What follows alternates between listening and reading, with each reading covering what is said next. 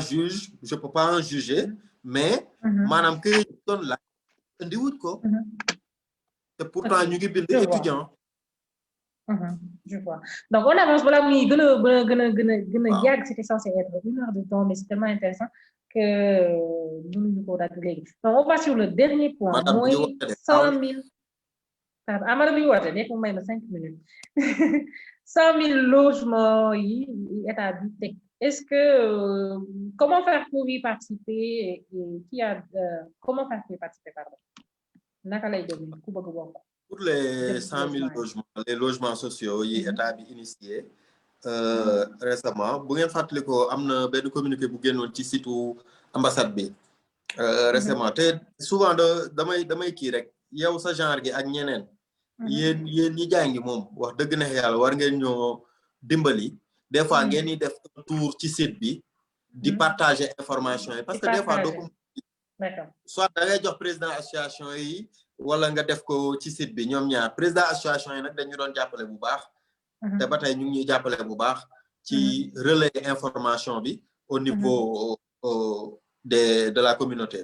mais ci site bi bu ngeen xoolee ci temps yee passé ci ginnaaw am na benn lien bi ñu def pour gars yi di enregistré wu pour affaire u 100 000 logements bi boobu état bi loolu la joxe woon mais après état bi daf ñu jox ay instructions déjà mi ngi ci biir site ambassade bi aussi te d'ailleurs jot na yeneen documents yaa xam ne dinañ ko partager peut-être ci kanam mooy état bi dafa génnee ay kayit yu bees ne sénégalais yi fi ñu nekk bu ñu amee ay coopérative d'habitat nañ ko communiquer ambassade bi communiquer ko aux autorités fële buñ ko amul nañu organiser wu en coopérative d'habitat ci coopérative d'habitat boobu ambassade bi waxula nga def lii mais dafa joxe benn conseil nee na ngeen jege association yi parce que ñoom am nañ structure ba pare xam nañ nan lañ koy defee mooy gën a yomb la ñu def ba pare pour ñu defaat ko mooy gën a yomb pour ngeen jege association yi pour jéem a xool taxawal ay coopérative d'habitat ci loolu donc coopérative d'habitat boobu noonu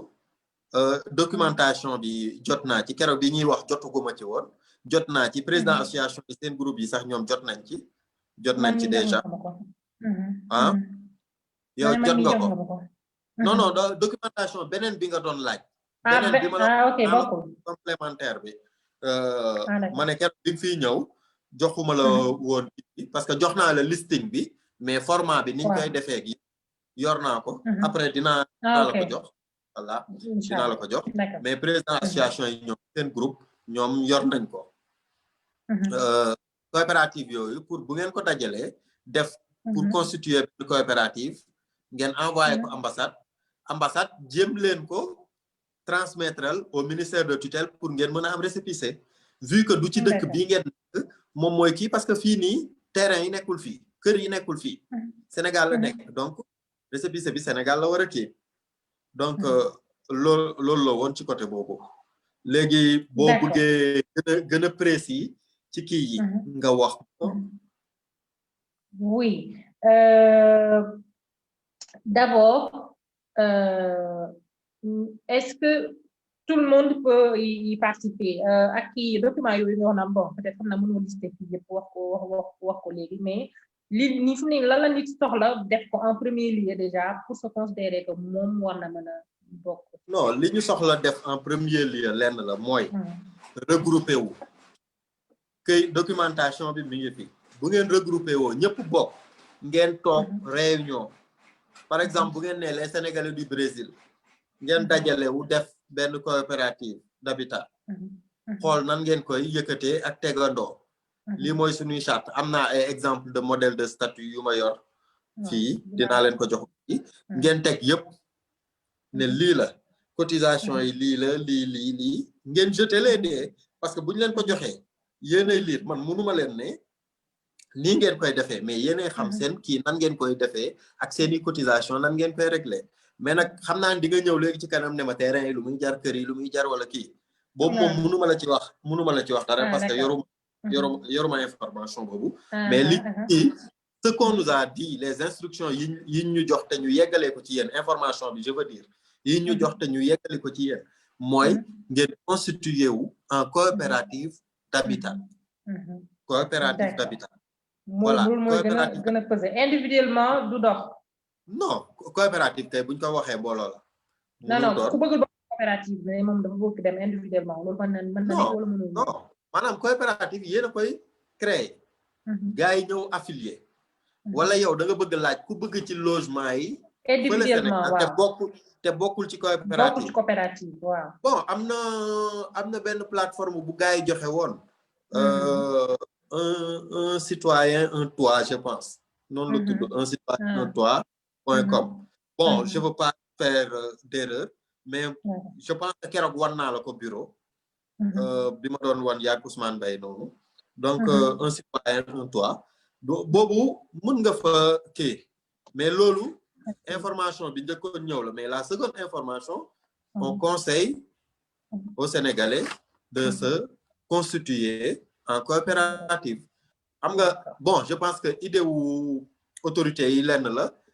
mooy gën a yomb par exemple bu ngeen defee benn coopérative waa Brésil mooy gën a yomb pour gérer loolu ñu gérer beneen côté bi waa Italie wala beneen côté bi waa kii je pense que mooy gën a yomb Mame Diarra ma di terrain yi fan la nekk ci Sénégal en fait choix bi naka lay demee boo bëggee ñoom ñoo lay choisir ne la fii la wala yow yaay choisir wala comment ça se passe bon plateforme bi ñu joxe woon te yenn Sénégalais enregistré wu majoritairement waa Argentine sax yow da ngay tànn amoon na Diourbel Louga Dakar Thiès amoon na ay ville u Sénégal région yu bëri yu fa nekkoon mais je n'ose pas dire toutes les régions parce que xooluma ko de fond en comble mais amoon na région yu bëri leer na ma ni Diourbel mi ngi ci woon Thiès mi ngi ci woon Kaolack mi ngi ci woon Dakar mi ngi ci woon aussi yooyu moom leer na ma ak Louga aussi mi ngi ci woon yooyu moom leeroon na ma j'ai un petit message ici quelqu'un m'a dit ça doit être Cheikh Fall c'est toi wala Pythagore en tout cas il a écrit au nom du collectif du Sénégal il m'a dit on va lancer la coopérative CSD déjà man posé woon naa problème bi may sama ne si ma waxtaane woon ko ak conseil bu nekk te Paris mais dafa voyagé woon doon bu ñu gisee dina wax ak moom donc CSD dina xool naka la ñuy def pour lancer coopérative je vous demanderai comme bu dee da ngeen koy def comme ñun instruction yor information yi jot mooy gars yi nekk ci dëkk bi ñu def coopérative président association yi fii au Brésil je pense que ñoom ñu ngi ciy xalaat mais yéen CSD par exemple il faut vous rapprocher des autorités sénégalaises par exemple pour savoir comme yéen da ngeen éparpillé wu ça c'est quelque chose que ça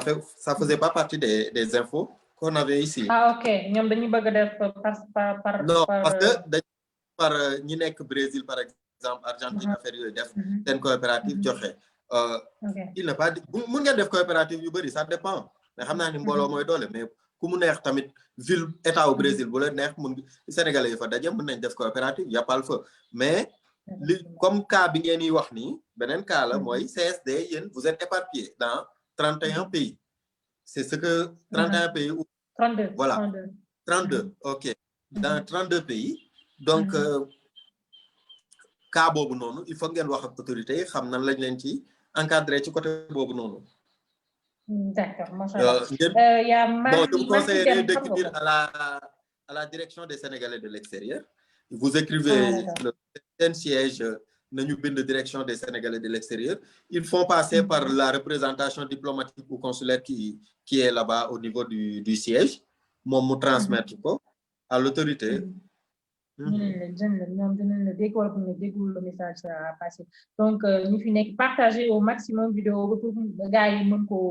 jot mën ko seetaan parce que c'est toujours bien de parler avec les autorités sénégalaises ñu mën la orienter ci yenn xam nga Mahi Dem si waaw mi naan ma c'est mieux et plus sûr d'opérer avec les banques du Sénégal que de faire avec les associations Mon définition qui coopérative d'ailleurs, mais je veux lui préciser que vous devez coopérative, c'est avec la banque de l'habitat, n'est-ce pas, au Sénégal, pour venir déposer. C'est conseil. Voilà, donc c'est ça, Barry, pour ta réponse. Non, coopérative, Abdourahmane. je vous donne une explication. Coopérative, vous ne fait pas affaire de temps, compte et tout. Qui dépose, vous ne déposer directement sur compte bi, du jox ben nit. Day dem déposer sur compte bi. Nous koy noter. Il y aura un compte créé à son nom là-bas. Oui, compte de la coopérative. Banque de l'habitat, moi, il m'a occupé de ça. D'accord, clair. Abdourahmane,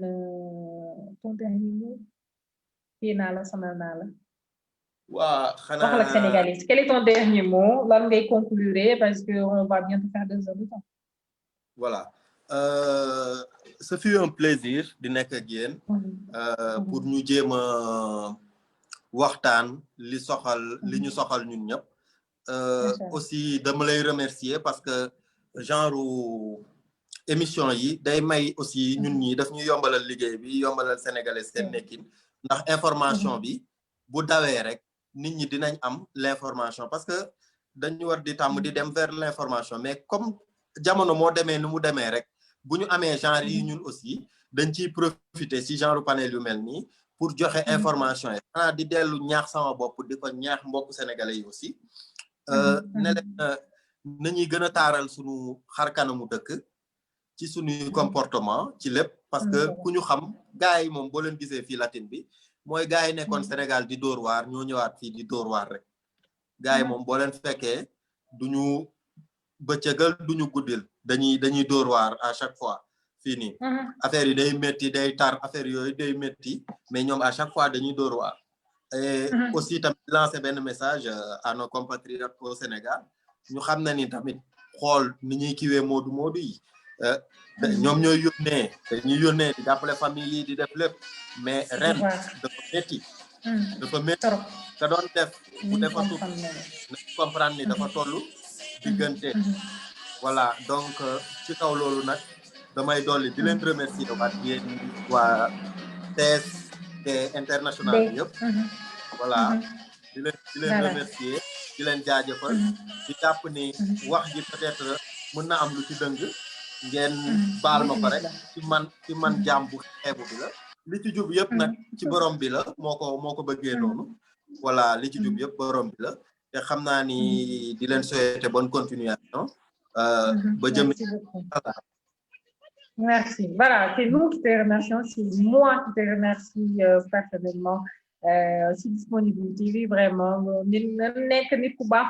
vraiment man bu dul dara xam naa la personnellement donc je conseille à tout le monde comme li grand Aziz doon ko wax ci benn groupe bi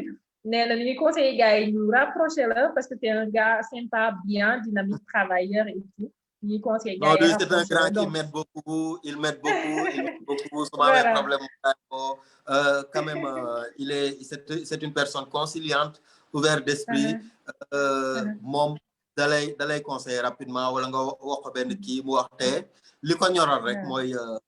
sénégalais aussi donc comme je disais au début de l'émission ñun ñëpp ay ambassadeurs lañ donc il faut que ñu xam nan lañ koy gérer ñi jiitu dimbali jeunes yi door a yegg si mais jeunes yi aussi nañu bàyyi xel mag yi aussi parce que noonu lañ ñu yaree dëkk ba dafa hiérarchiser il faut que ñu indi loolu transposer ko fii liñ fiy fekk warul këf sunu éducation aussi effectivement voilà Abdourahmane merci beaucoup merci mille fois ci éclaircissement yi ci apporté yëpp xam naa ba peut-être qu'on aura l'occasion de faire une autre émission dans l'avenir hein pourquoi pas Inch'Allah merci beaucoup ciao ok merci ciao ciao je vais regarder les commentaires un peu avant de partir voilà donc c'était Abdourahmane Gueye chargé des affaires consulaires ici au Brésil moo doon wax ak yéen émission bi jégalu gudd na wax dëgg fa yàlla mais c'était nécessaire parce que li ñu doon wax dafa am importance donc je vous demanderai de partager davantage lu mu yegg ci Sénégalais yëpp ñu nekk fi au Brésil ak ñu nekk à l'extérieur parce que lu mu fi wax touché na Sénégalais yëpp d'une manière générale donc ñu ngi def noonu mu bàyyi leen ba beneen yoon incha allah xanaa may leen Youssou Ndour bi émigré tëjee ko suñu papa Youssou Ndour